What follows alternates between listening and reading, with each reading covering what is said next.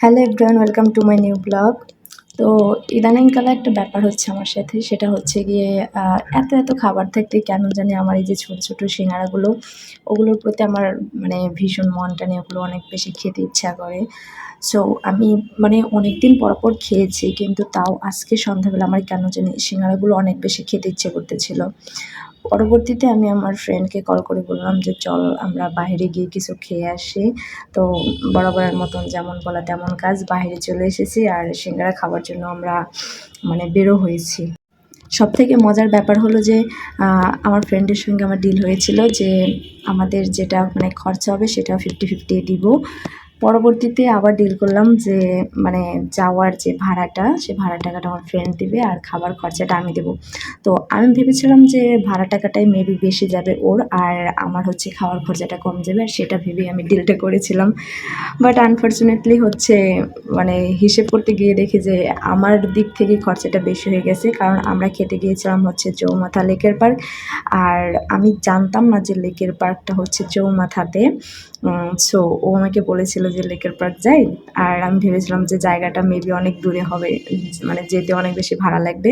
But সেটা হয়নি। পরবর্তীতে গিয়ে দেখলাম যে ও আমাকে মাত্র 5 টাকা করে 10 টাকা গাড়ি ভাড়া দিয়ে লেকের পার্ক নিয়ে এসেছে। কিন্তু সিঙ্গারা খেতে গিয়ে তো তার থেকে বেশি টাকার দরকার ছিল। সো আমি মানে ওকে বলতেছিলাম যে তুমি আমাকে এভাবে ঠকালা, মানে আমি তো চিনতাম না, না চেনার সেই সুযোগটা নিয়ে ও আমাকে ঠকিয়েছে।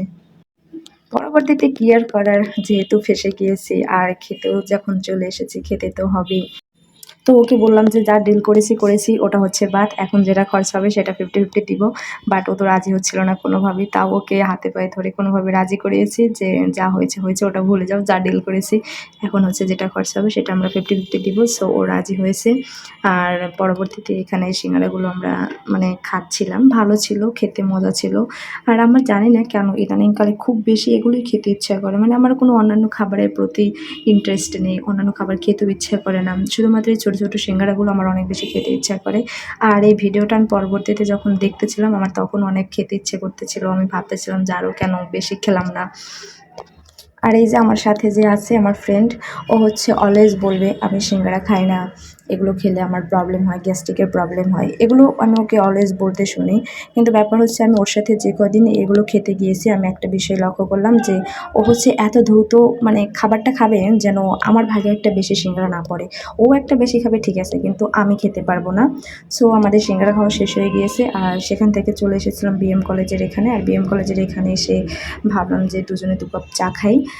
চাটা অবশ্য আমার ফ্রেন্ডই আমাকে খাইয়েছে, আর এটার ভাগ আমাকে দিতে হয়নি, সেই জন্যই আমি খেতে রাজি হয়েছি। ভাগ দিতে হলে আমি কখনোই রাজি হতাম না। সো এখানে বসে দুজনে দুটো রং চা খেলাম। চা খেতে অবশ্য সবারই ভালো লাগে, আমারও ভালো লাগে। বাট আমার ব্যাপার হচ্ছে যে আমি চা খেতে এসে এমন কোনো দিন নেই যে আমি আমার মানে জিহ্বা পুড়ে ফেলিনি, এটা আমার সবসময় হয়ে থাকে। এই কারণে হচ্ছে আমি বাইরে চা খেতে খুব একটা অভ্যস্ত না, আমার বাসার ভিতরে চা খেতে ভালো লাগে, কারণ তখন আমি চামচ দিয়ে চা খাই অল্প অল্প করে। সো তখন আমি ভালোভাবে খেতে পারি।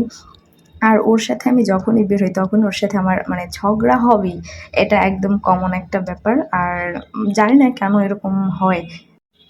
যখন অবশ্য খাবারগুলো খাই না তখন অল্প খেলেই তারপরে আর ইচ্ছে করে না, বাট পরবর্তীতে যখন এই ভিডিওগুলো বাসায় এসে দেখি তখন মনে হয় যে আরও কিছুটা খেয়ে নিলে হয়তো বা তৃপ্তি মিটতো, আর খেতে ইচ্ছে করতো না, এরকমটা মনে হয়। কিন্তু যখন খাই তখন আর এরকমটা মনে হয় না।